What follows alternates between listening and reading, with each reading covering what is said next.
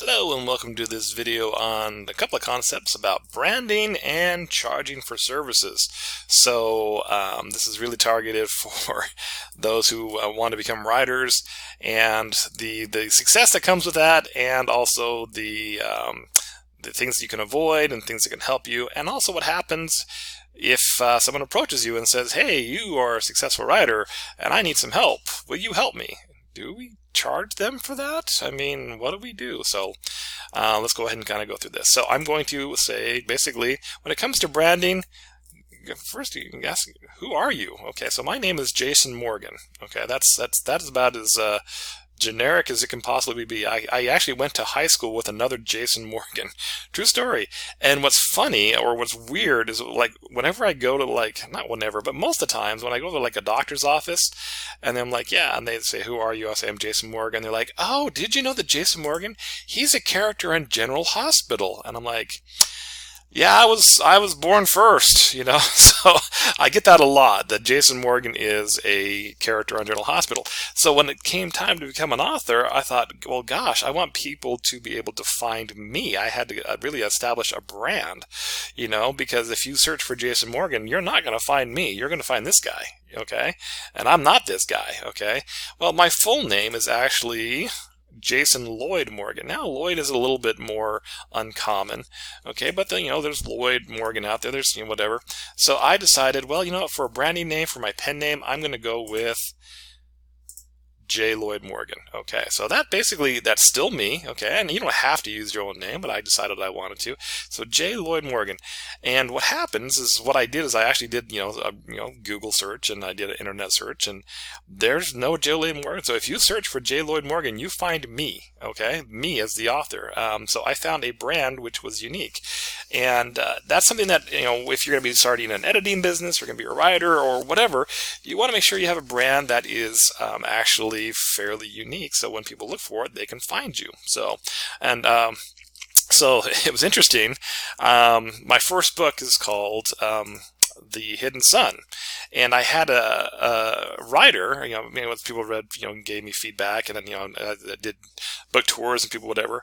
One of the guys, this young man came up to me and he said, I figured out why the name of the book of the sun is, the book is called The Hidden Sun. And I was like, well, what is that? He's like, well, you know what's missing in your name? I said, what's that? He's like, the sun. It's J Sun, right? The hidden sun. You've hidden your sun. I'm like, wow.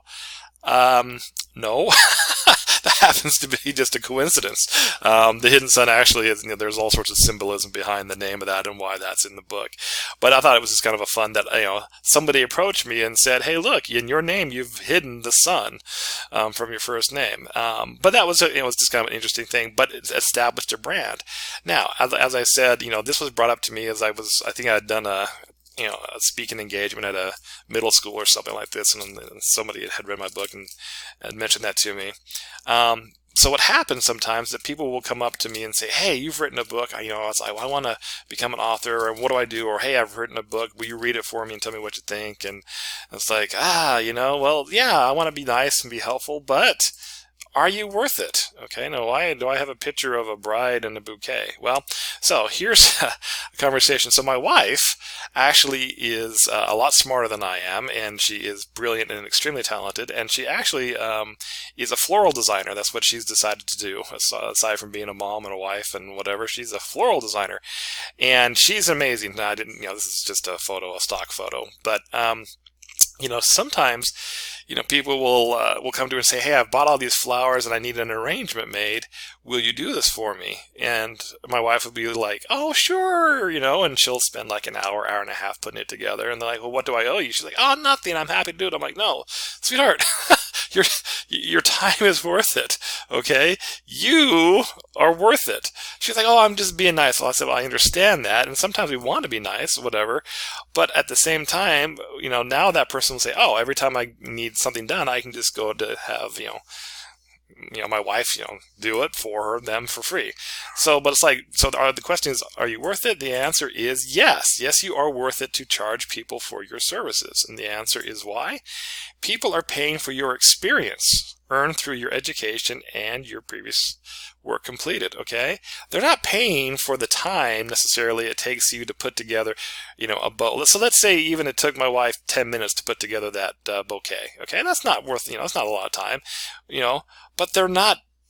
But she's doing something that they can't do, and she's able to do that because of her experience and her education and her skill. So basically, time, they say that time is money. So sometimes, when people approach us and say, hey, look, you're an established author or a writer or whatever, can you please help me with this? We have to be willing to recognize, what, if I do this for free for you, with no strings attached, yes, that's a nice thing to do and it's a good thing.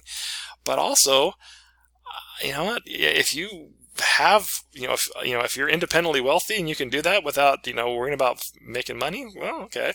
But taking time to read somebody else's book with asking for nothing in return, I hate to be that thing, but it's kind of the way that we have to approach things, because if not, you can get overwhelmed just helping everybody else, and then you don't get it right, and it's a challenge. So anyway, some things to think about when it comes to branding and for charging people for your time.